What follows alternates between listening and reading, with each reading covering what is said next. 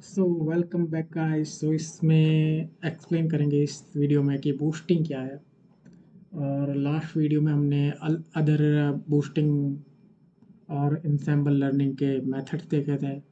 Ensemble method देखे थे, जैसे रैंडम फॉरेस्ट देखा था, बैगिंग एंड पेस्टिंग देखा था, वोटिंग क्लासीफायर भी देखा था। और तो इस वीडियो में हम क्या देखेंगे, बूस्टिंग क्या होता है। बूस्टिंग भी एक इंसेंबलिंग मेथड है। उसमें भी मल्टीपल प्रिडिक्टर यूज किए जाते हैं एग्रीगेट करने के लिए फाइनल प्रिडिक्शन को। मतलब कि final prediction aggregation of multiple predictor. So बहुत सारे प्रिडिक्टर इसमें यूज में लेते हैं। सो बूस्टिंग है क्या? सो बूस्टिंग, इसका ओरिजिनल नाम originally called hypothesis boosting, refer to any ensemble method that can combine several weak learner into a strong learner। मतलब इसमें कि अपन कंबाइन करते हैं बहुत सारे लर्नर को एक साथ।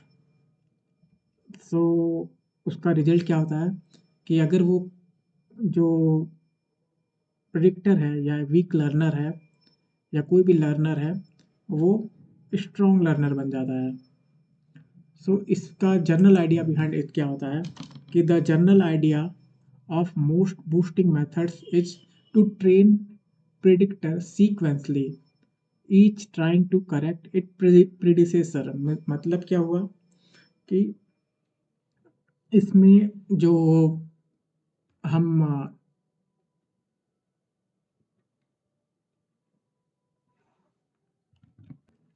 इसमें जो हम प्रिडिक्टर को ट्रेन करते हैं, जैसे कि हमने बैगिंग में यूज किया था। यहाँ पे बैगिंग में हमने क्या किया था, बैगिंग में हमने पैरेलली अपन ने ट्रेन किया था प्रिडिक्टर को, है ना। पैरेलली सारे सारे प्रिडिक्टर को हमने पैरेलली ट्रेन किया था। लेकिन इसमें क्या होता है, बूस्टिंग में क्या होता है, लगभग लगभग सारे बूस्टिंग में कि लगभग मतलब most of the boosting method में क्या होता है कि हम प्रिडिक्टर कैसे ट्रेन करते हैं, सीक्वेंसली। मतलब कि पहला प्रिडिक्टर ट्रेन किया, उसके बाद दूसरा प्रिडिक्टर ट्रेन करेंगे, उसके बाद तीसरा प्रिडिक्टर ट्रेन करेंगे, उसके बाद सो ऑन, जितना प्रिडिक्टर ट्रेन करना है उतना प्रिडिक्टर ट्रेन करेंगे। तो कुछ बूस्टिंग मेथड बहुत सारे यहाँ पे अवेलेबल है मशीन लर्निंग इकोसिस्टम में। लेकिन कुछ मोस्ट पॉपुलर जो बूस्टिंग मेथड है वो है, एक अडा बूस्ट है और एक ग्रेडियंट बूस्टिंग है। सो हम पहले अडा बूस्टिंग से स्टार्ट करते हैं कि अडा बूस्टिंग है क्या। सो ये अडा बूस्टिंग में क्या होता है, अडा बूस्टिंग में भी हम जो प्रिडिक्टर्स होते हैं वो सीक्वेंसली ट्रेन करते हैं, प्रिडिक्टर को सीक्वेंसली ट्रेन करता है। और किस पे ट्रेन करते हैं, वो पिछले प्रीडिसेसर के प्रीडिसेसर मतलब उसके पीछे वाले, जो उसके पहले जो प्रिडिक्टर जो ट्रेन हुआ है, वो प्रिडिक्टर जिस केस पे खराब परफॉर्म करता है तो उसके वेटेज को इंक्रीज करके नेक्स्ट प्रिडिक्टर ट्रेन होता है। मतलब जैसे कि यहाँ पे 4, ये अपना अपना क्या है, ये ट्रेनिंग सेट है।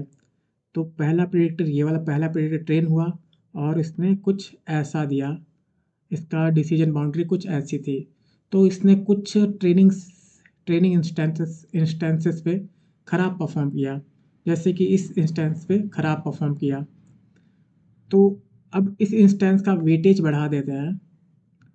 तो वेटेज बढ़ा देते हैं तो जो नेक्स्ट प्रिडिक्टर होगा वो क्या करेगा, इस इंस्टेंस पे ज़्यादा फोकस करेगा। तो इस इंस्टेंस पे ज़्यादा फोकस करेगा मतलब कि जो भी प्रीडिसेसर प्रिडिक्टर होता है, जिस केस पे ख़राब परफॉर्म करता है, जिस इंस्टेंस पे ख़राब परफॉर्म करता है, जिस फेस पे ये जिस इंस्टेंस पे ये अंडरफिट होता है, उसी पे नेक्स्ट प्रिडिक्टर ट्रेन होता है। मतलब उस पे ज़्यादा अटेंशन होती है। तो देखो इसने इस उस इंस्टेंस पे ज़्यादा अटेंशन देगा, उसकी वेटेज को इंक्रीज करके। उसके बाद नेक्स्ट ये ट्रेन हो गया, उसके बाद क्या करेगा, अब वापस ट्रेन करेगा कि देखेगा कि किस पे परफॉर्म अच्छा करता है, उसको वेटेज कम दे देगा, और जिस पे परफॉर्म ज़्यादा ख़राब करता है उसको वेटेज ज़्यादा दे देगा। तो वैसे ही है, यहाँ पे आ गया। अब जिस पे पिछले प्रेडिक्टर ने जिस इंस्टेंसेस पे पिछले प्रेडिक्टर ने ख़राब परफॉर्म किया था, उसके इंस्टेंसेस को इसने उसके इंस्टेंसेस के वेटेज को इसने इंक्रीज कर लिया और ट्रेनिंग की। उसके बाद वापस ऐसे होता रहता है। उसका प्रिडिक्शन कैसे होता है, तो प्रिडिक्शंस पैरेलली होता है, लेकिन जो प्रिडिक्शन क्या होता है, पैरेलली होता है। मतलब कि जैसे कि अब यहाँ पे अपन ने कितने प्रिडिक्टर यूज किए, 4 प्रिडिक्टर यूज किए, तो हम चारों को क्या दे देते हैं, एक सैंपल दे देते हैं कि इसको आप प्रिडिक्ट करके बताओ। तो प्रिडिक्शन चारों करता है, तो कुछ ना कुछ सब रिटर्न करेंगे। तो जैसे कि इसने कुछ रिटर्न किया, इसने कुछ रिटर्न किया, इसने कुछ रिटर्न किया। तो जो प्रिडिक्शंस, एग्रीगेटेड प्रिडिक्शन, जो फाइनल प्रिडिक्शन होता है, वो क्या होता है, वेटेड सम होता है। वेटेड सम हम कैसे निकालते हैं कि इसकी एक्यूरेसी कितनी थी इसके ट्रेनिंग सेट पे, वो उसका वेट होता है उसके उसके प्रिडिक्शंस के अकॉर्डिंग। तो जैसे कि इसने प्रिडिक्ट किया कि 5 है, इसने प्रिडिक्ट किया कि 6 है, इसने प्रिडिक्ट किया कि 7 है, इसने प्रिडिक्ट किया कि 8 है। लेकिन इनके वेटेज कितने थे, इनके वेटेज किससे डिसाइड होंगे, प्रिडिक्टर के वेटेज किससे डिसाइड होंगे, इनकी एक्यूरेसी से, कि ये कितना अच्छा परफॉर्म कर रहे थे अपने ट्रेनिंग डेटा सेट पे। तो माना कि इसकी एक्यूरेसी अगर 100%, 90% थी, तो इसका वेटेज क्या होगा, 0.9।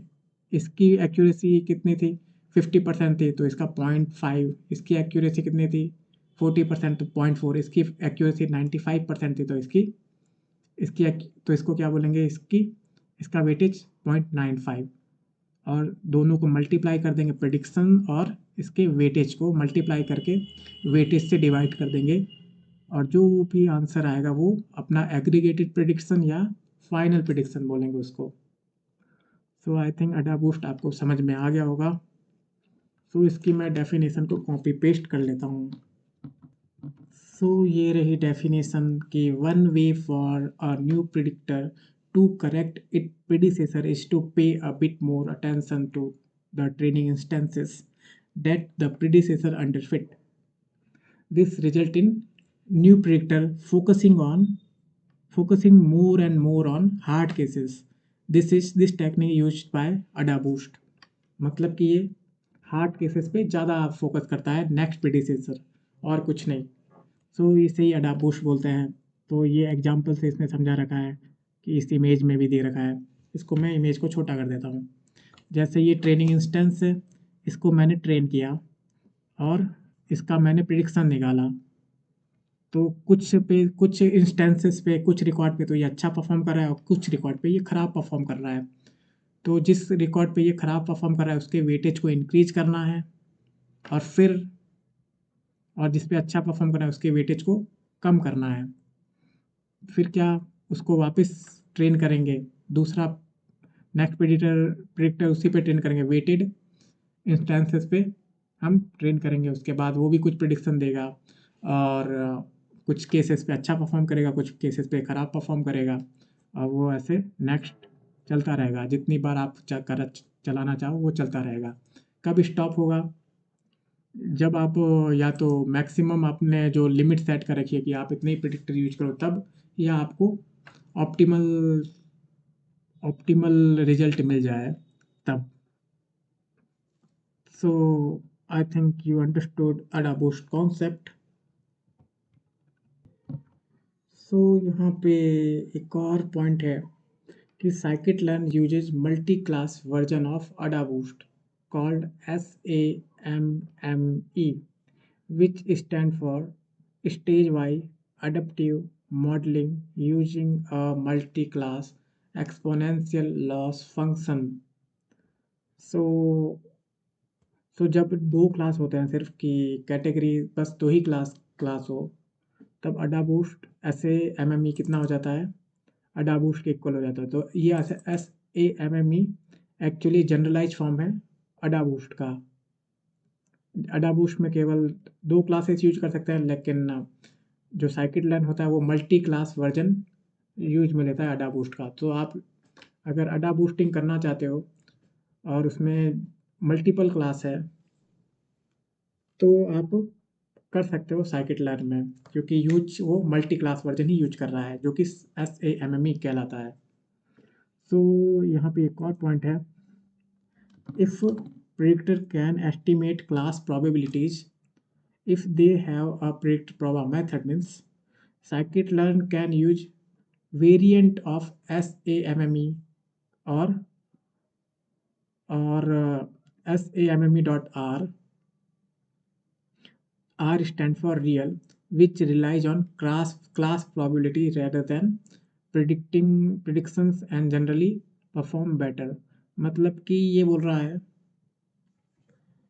कि अगर प्रिडिक्ट प्रोबा मेथड सपोर्ट करता है तो ये हार्ड वोटिंग जैसे अपन ने किया था, हार्ड वोटिंग में सिर्फ वो प्रिडिक्शन पे अपना अटेंशन रख रहा था। इसमें अटेंशन क्या रखेगा, how confident our prediction is, उस पर भी अटेंशन रखेगा। तो वो कभी कभी SAMMER भी यूज कर सकता है और SAMME भी यूज कर सकता है। अगर प्रिडिक्ट प्रोबा मेथड सपोर्ट करता तो SAMMER भी यूज कर सकता है अपना अडाबूस्ट।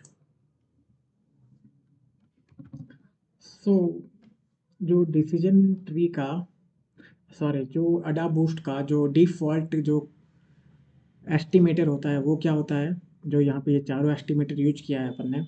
तो डिफ़ॉल्ट क्या होता है, डिफ़ॉल्ट होता है वो डिसीजन ट्री होता है, जो कि डिसीजन स्टम्प होता है। डिसीजन ट्री जो कि डिसीजन स्टम्प मीन्स उसका मैक्सिमम डेप्थ कितना होगा, सिर्फ और सिर्फ एक ही होगा। मतलब कि a tree composed of single decision node plus 2 leaf node, मतलब उसके 2 ही लीफ नोड होंगे।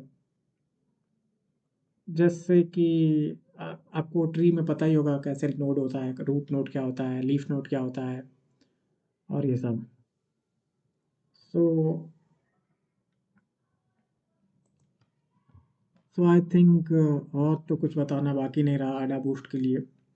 अब ये इसको sklearn में कैसे यूज कर सकते हैं अडाबूस्ट को, और ये भी आपको पता रहना चाहिए इसको इम्प्लीमेंट स्क्रैच से पाइथन में कैसे इम्प्लीमेंट करें, क्योंकि ये इंटरव्यू में आपको पूछा जाएगा। ये पूछते भी हैं, मतलब कि आप बोलेंगे कि आपको इम्प्लीमेंट करके बताओ इसको अडाबूस्ट को मैनुअली। आप क्लास को यूज मत लो, scikit-learn यूज मत करो, इम्प्लीमेंट करो मैनुअली। सो ये आप कर भी लेना। तो ये इसके लिए मैं अलग से वीडियो बनाऊंगा, इस बहुत एक प्लेलिस्ट अलग से बनाऊंगा जिसमें अलग अलग अलग अलग जो मॉडल्स होते हैं उसको मैं स्क्रैच से इम्प्लीमेंट करूंगा। जैसे कि मैं लीनियर मॉडल को भी, लीनियर रिग्रेसर और लीनियर क्लासीफायर का भी, क्लासीफायर जो लॉजिस्टिक रिग्रेसर है सॉफ्ट मैक्स को भी मैं करूँगा स्क्रैच से। और तो और ये अडाबूस्ट को भी मैं कर लूँगा। और एक दूसरा जो है ग्रेडियंट बूस्टिंग वो भी मैं स्क्रैच से कर लूँगा। तो बहुत सारे चीज़ें स्क्रैच से उसमें करी जाएगी, उसमें किसी लाइब्रेरी का यूज नहीं किया जाएगा। और वही इम्पोर्टेंट चीज़ है, अगर आपको इंटरव्यू क्लियर करना है तो वो ज़्यादा इम्पोर्टेंट है। ये डेफिनेशन से तो डेफिनेशन सब लोग भूल भी जाता है, कोई दिक्कत नहीं, लेकिन जो आपको डिराइव कर लोगे तो वो ज़्यादा सही है ना। सो नेक्स्ट वीडियो में ही देखेंगे कि sklearn में कैसे अडाबूस्ट को यूज करें। So thanks for watching this video and meet you in next one.